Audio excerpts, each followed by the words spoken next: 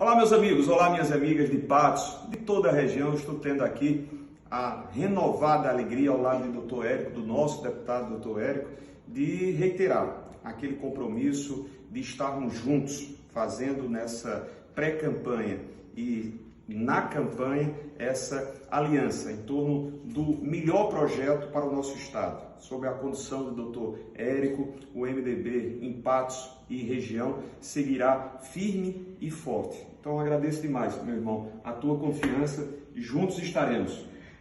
É sempre uma satisfação poder estar ao lado do nosso senador e quiçá futuro governador, que vem fazendo um excelente trabalho e onde sempre passou, fez como prefeito, como deputado, agora como vice-presidente do Senado, e aqui sempre ratificando o nosso compromisso de que a Paraíba precisa mudar. E a mudança está aqui com o nosso amigo Vené. Obrigado, Érico. Obrigado, minha querida Patos, minha querida região sertaneja.